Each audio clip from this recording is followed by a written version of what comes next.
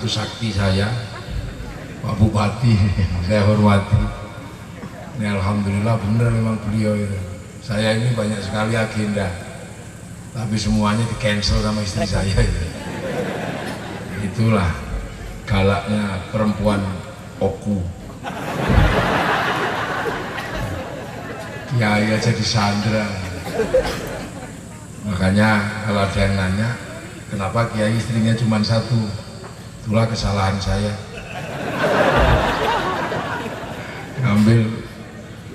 Ngambil gadis Oku. Jadi kita sebenarnya mau kawin lagi juga berani, tapi yang di rumah lebih berani. Jadi nggak jadi. Kalau kejadian langsung kutujah kau.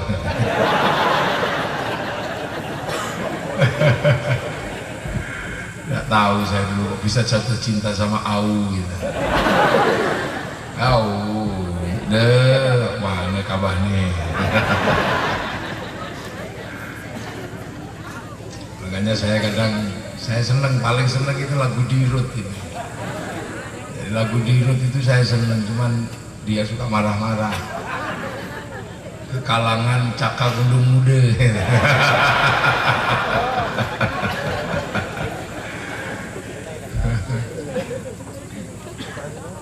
Bapak kambala balik bata endung muda.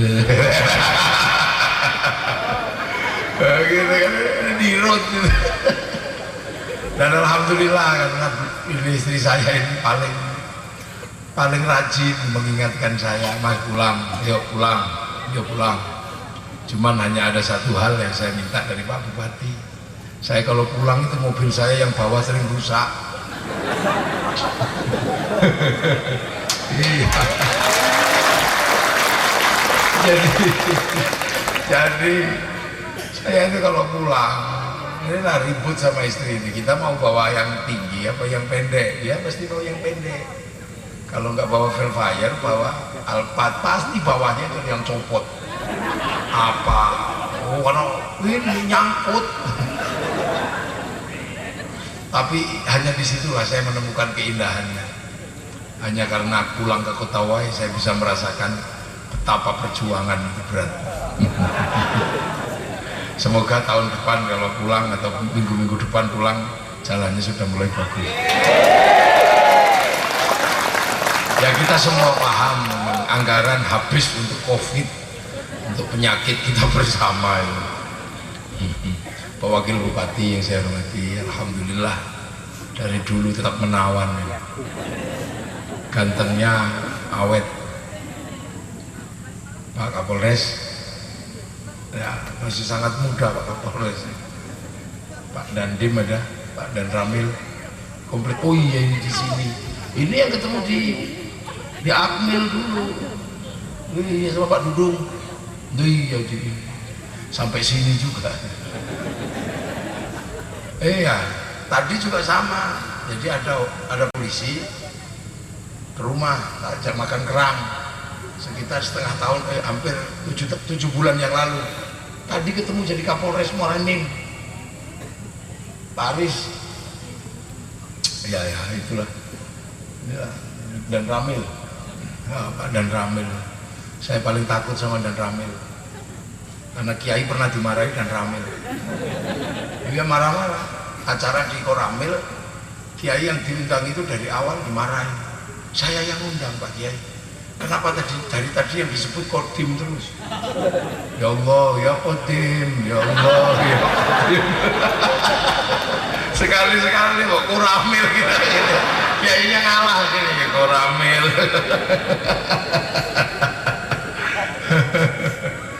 Ini mana nih? Kelakar.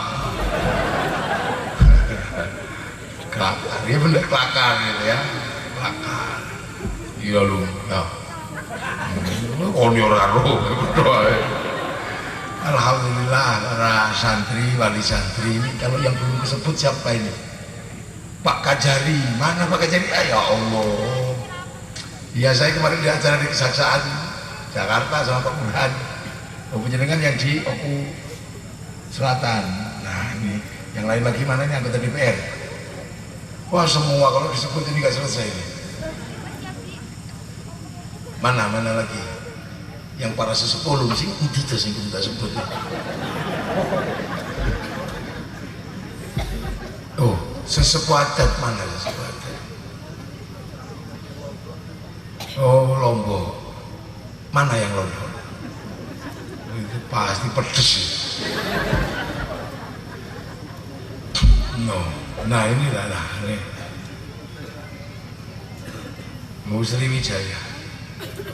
Iyalah, pokoknya campur-campur Indonesia itu begini. Inilah makanya ketika Islam itu dulu datang,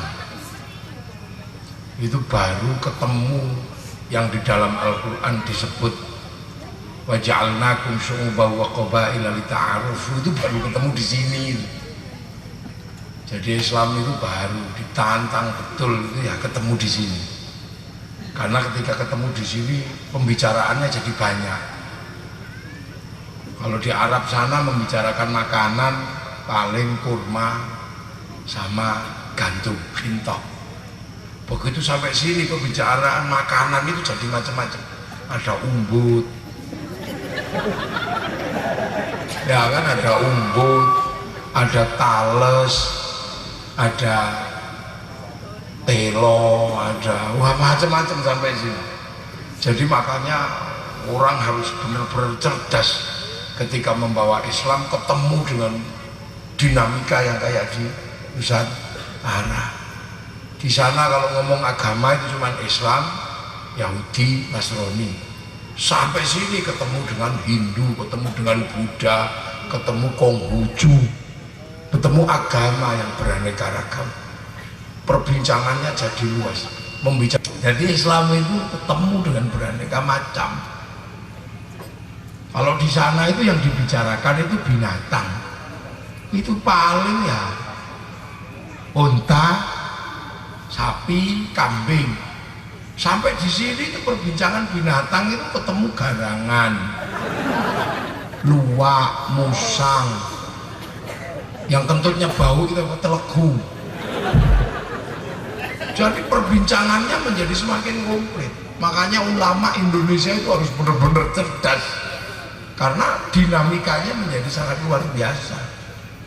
Di Arab itu orang berbicara jin yang jahat itu cuma satu, a'udzubillahi minasyaitonir rajim, setan saja.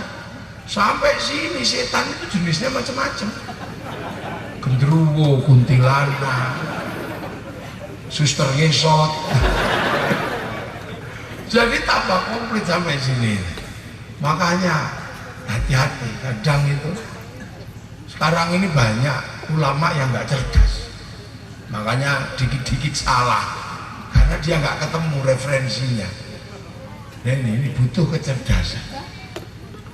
Nah, makanya pertanyaannya satu, Islam itu yang berkembang di Afrika mampet, macet, tidak menemukan ruang di mana Islam berkembang menjadi agama yang cukup kuat dengan disiplin ilmu yang memadai. Nggak cukup di sana. Yang bergerak ke Eropa habis. Sekarang nggak ada sudah di Eropa. Yang di beberapa negara di Timur Tengah ya gitu-gitu aja. Bahkan hancur. Suriah hancur, Libya hancur. Ini yang baru-baru ini hancur, Afghanistan hancur. Malaysia itu Islamnya bagus, tapi jam 10 malam sudah nggak boleh pengajian.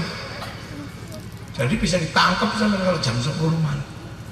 Nah, Islam yang berkembang dari Arab sana tiba-tiba berubah menjadi kekuatan besar.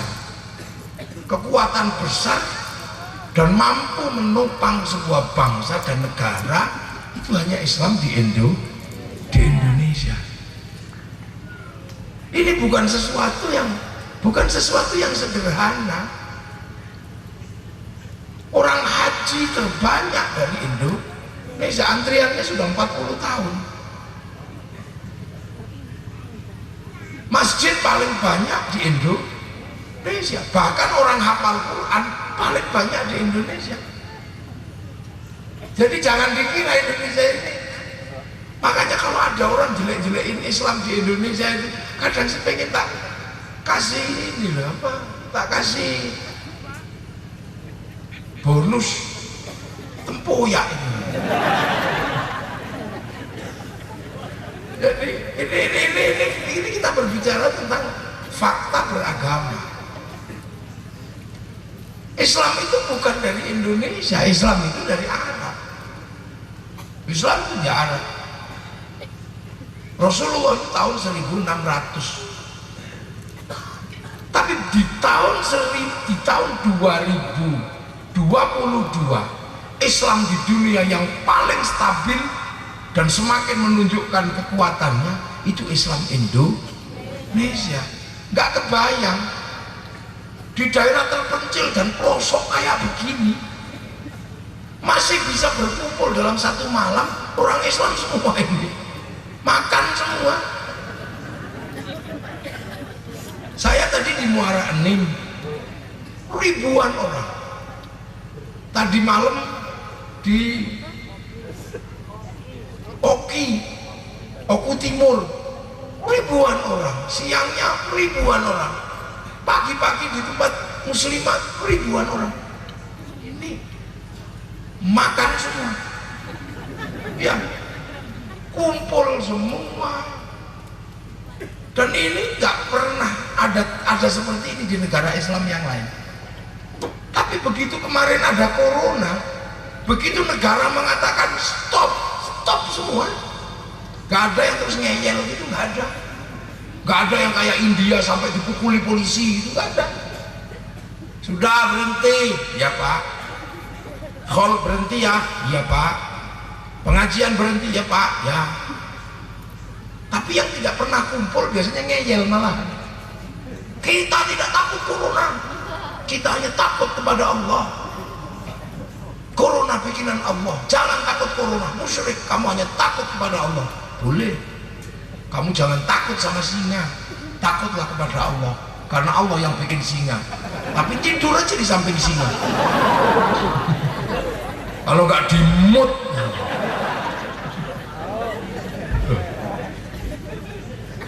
tuh, nggak apa-apa. Makanya kan sekarang sudah divaksin, makanya sudah boleh kan ini divaksin.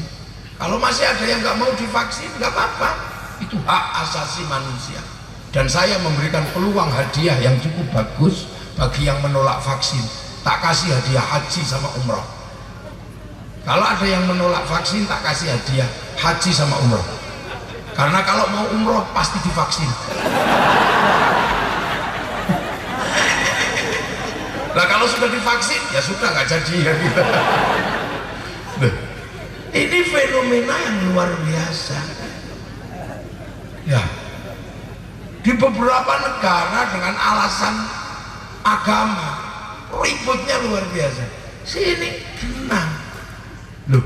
Ini artinya apa?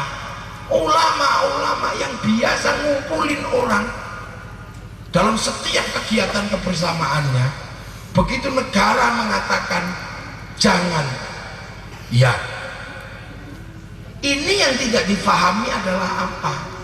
Bahwa ada hubungan yang mungkin tidak bisa dilihat antara ulama dan umaro, dan itu hanya ada di Indonesia. Malaysia keluar gerbang ditangkap, kita nyantai aja, tapi pengajian berhenti loh ini. Nah ini adalah satu pertanyaan. Makanya hati-hati saudara-saudaraku sekalian sama kaum muslimin terhadap orang-orang yang membawa faham baru. Waspada, terutama anak-anak muda, terutama warga besar keluarga saya di Oku Selatan. Waspada. Sekarang banyak yang mengatakan mari kita kembali kepada khilafah. Silahkan, nggak apa-apa. Kalau Anda mau ikut silahkan. Tapi negara yang mengikuti khilafah hancur semua. Itu nggak bisa ditolak fakta itu. Begitu ISIS berbicara khilafah diterima oleh orang Libya, Libya hancur menjadi negara gagal. Begitu diterima oleh Suriah, sekarang Suriah pecah dalam perang saudara yang nggak pernah berhenti. Bahkan yang paling sederhana di Taliban itu hanya berbicara tentang jenggot dan celana cingkrang. Mari kita kembali pada sunnah berjenggot, celana cingkrang, pakai ini. Begitu mereka terima itu, sekarang perang nggak ada habisnya, dan sumber daya alamnya diserahkan kepada Amerika dan China. Nah, ini kan fakta. Nah ini yang kadang orang-orang ini kadang nggak mau belajar. Nggak ada. Negara disalahkan, ajaran disalahkan, semua salah sekarang. Apalagi kalau lihat ustadz-ustadz freelance gitu. Yang umatnya subscribe itu. Loh ya lah, kalau saya kan jelek-jelek Surya NU, saya punya tanggung jawab umat. Kalau bikin keputusan hukum suka-suka diajak, dan yang ikut tambah dosa. Tiba-tiba di Indonesia dia bilang selamat Natal itu haram. Lu padahal selamat Natal itu kaum muslimin bilang sama orang Nasrani, kalau orang Nasrani bilang sama orang Islam selamat Idul Fitri. Lu kan dari dulu begitu. Wah, kamu kalau selamat Natal langsung Kristen, berarti yang selamat Idul Fitri langsung Islam. Itu sudah jadi bahasa kebudayaan. Tapi Anda nggak apa-apa kalau tiba-tiba Anda yakin dengan seperti itu, silakan katakan bahwa selamat hari Natal adalah haram. Tapi kalau selamat Natal haram karena mengakui Yesus, hati-hati sampean. Apakah sampean bisa menahan istrinya untuk tidak pergi ke mall membeli bahan makanan, pakaian untuk mengambil diskon Natal? Ya kalau sudah Natal haram ya jangan ngambil diskon Natal. Kalau ada hari raya Paskah libur, jangan ikut libur. Jangan pakai kalender Januari, Februari, Maret, April. Karena katanya kalender yang benar kalender Hijriyah. Tapi harus diingat, kalender Hijriyah itu mulai zaman Sayyidina Umar. Artinya apa? Rasulullah masih menggunakan kalender Masehi. Gak konsisten ini orang-orang ini. Tiba-tiba ini enak, itu tiba-tiba bank haram. Kok tiba-tiba bank haram ini apa? Kiai-kiai masih diem, tiba-tiba dia bank haram, bank riba. Kalau riba dari dulu kiai-kiai mengatakan bank itu riba itu haram, dan nggak ada kiai itu menghalalkan riba, itu nggak ada. Tapi ketika mengatakan bank itu riba, hati-hati duduk dulu di sini yang enak. Karena begitu kita mengatakan bank itu haram, silahkan yang konsisten, jangan pernah sekalipun pakai uang. Duh ya, Anda kalau mengatakan bank itu haram, jangan pakai uang, karena uang itu produksi bank, bukan buatan KUD. Ini namanya sikap konsisten. Kalau pergi haji jangan pakai bank, langsung uangnya kasihkan pilot.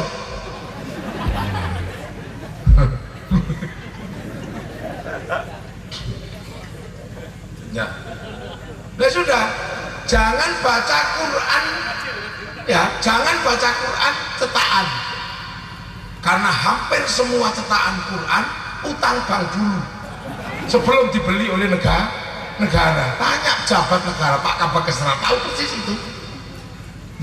Hati-hati, makanya ikutlah kiai-kiai yang dulu aja. Kalau dulu di Palembang ada kaum tua, ada kaum muda.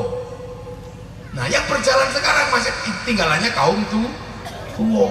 Yang dulu digagas oleh kaum muda, nggak ada yang jalan di Palembang, cuman merusak ajaran kaum tua. Ini kan pelajaran. Makanya kiai hati-hati. Bahkan ketika rokok haram, kiai hati-hati. Bangga semuanya rokok haram, tapi hati-hati. Di balik rokok ada cukai 175 triliun masuk APBN. Kalau rokoknya haram, cukainya haram. Kalau cukainya haram, masuk APBN, APBN-nya haram. Nah kalau untuk bangun jalan-jalannya haram. Makanya orang yang mengharamkan rokok dosa lewat jalannya pemerintah. ampun. Jadi ini tiba-tiba, dan itu belum lama, baru paling ya 10 tahun inilah paham-paham seperti itu. Baru 10. Tiba-tiba kemudian polisi tohut, TNI tohut, negara tohut. Ini semua terjadi kenapa? Karena mereka tidak pernah belajar, gitu loh. Tidak pernah belajar dari pelajaran yang paling sederhana. Apa? Baca Al-Quran. Jadi kalau kita baca Qurannya tertib, itu tahu kok, nggak ribet hidup itu. Quran itu pertama Al-Fatihah. Al-Fatihah dari dulu itu mulainya Bismillahirrahmanirrahim. Sebutlah nama Allah, sebut. Ya, makanya kan para ulama-ulama punya kurikulum menyebut asma Allah, namanya majelis zikir, thariqah. Itu kurikulum menyebut asma Allah. Ya Allah, ya Allah, ya Allah, ya Allah. Nyebut, diajarkan mengenal asma Allah. Bismillah, sebut asma Allah. Maka kemudian mulut diajarkan menyebut, kepala diajarkan menyebut asma Allah. Tapi yang kepala cara menyebutnya pakai gede, ya Allah, ya Allah, ya Allah, ya Allah. Tangan dipegangi tasbih, supaya belajar menyebut asma Allah, bukan semata-mata menghitung. Pantat didudukkan, ya Allah, ya Allah. Kaki diajarkan bersila. Nanti diajarkan ya Allah, ya Allah, ya Allah, ya Allah. Menyebut. Kalau capek paling ya Allah, ya Allah, ya Allah, ya Allah, ya Allah, ya Allah. Ya kan gitu. Ya Allah, ya Allah, ya Allah. Nanti kalau semua latihan itu terus dilakukan, yang ada hanya Allah. Kepala kecedot, masya Allah. Kaki kena panas, subhanallah. Kena petir duar telinga, subhanallah. Tangan kecekel panas, masya Allah. Mata lihat istri, alhamdulillah. Alhamdulillah. Nah itu makanya menghasilkan ulama-ulama yang selalu mengembalikan persoalan hidupnya kepada Allah, dan itu ditopang di Indonesia oleh ulama-ulama thariqah, ulama yang tenang, nggak ribut, nggak gitu, tenang. Ya Allah, masya Allah, ada corona, masya Allah, kaki, oh subhanallah. Orang kalau sudah ini terjadi, makanya di pesantren itu ada ya Allah, ya Allah, ya Allah, ya Qadim, ya Allah, ya Qadim, ya Allah, ya Qadim. Yang tadi yang Pak Koramil marah itu karena disebut Koramil. Jadi jangan dikira thariqah yang selama ini tiba-tiba ada orang-orang baru yang mengatakan bahwa thariqah bukan produk Islam. Ini yang harus didudukkan, sini duduk mengatakan bahwa ini adalah pelajaran tasawuf itu dari ulama-ulama zindik. Ada yang begitu sekarang. Bahkan ada anak usia 23 tahun berani mengatakan bahwa Imam Ghazali tidak paham Quran, tidak paham sunnah. Ada yang mengatakan Syekh Abdul Qadir Al-Jilani musyrik. Dia nggak tahu. Kenapa? Karena kalau dia baca Fatihah, bismillahnya hilang. Jadi dia nggak tahu ada kurikulum besar di situ. Tiba-tiba alhamdulillahirabbil alamin. Bismillah, kurikulum dasar manusia mengenal Allah. Abda'u bismillahirrahmanirrahim wa birrohimi daimil ihsani. Ini kan nggak pernah belajar di situ. Apa wong anyar nggak tahu sinau. Nah kalau asma Allah disebut terus itu, sumbernya apa? Dalam hati umat, dalam hati manusia akan nyumber namanya Ar-Rahman. Apa Ar-Rahman? Belas kasih di dunia dan di akhirat. Allah itu punya belas kasih di dunia dan di akhirat. Jadi apapun yang di dunia ini mendapat belas kasih Allah. Cuman manusia kadang nggak fair. Allah punya belas kasihan. Allah bikin singa, Allah bikin kijang, Allah bikin babi. Kalau singa tiba-tiba makan babi, alhamdulillah. Tapi kalau singa makan kijang, subhanallah. Padahal di hadapan Allah singa tidak ada bedanya mau makan babi atau mau makan kijang. Artinya seluruh yang di dunia mendapat belas kasih Allah.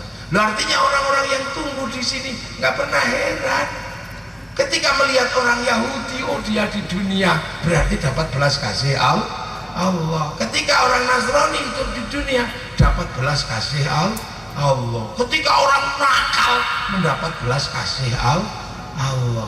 Nah, rumus inilah yang kemudian menjadi landasan para ulama ketika melihat manusia yang berbeda-beda di Indonesia. Makanya ulama-ulama Torekoh waktu itu begitu melihat situasi ketemu Indonesia yang berbeda-beda, apa yang harus diberikan? Ini semua sudah ketentuan Allah.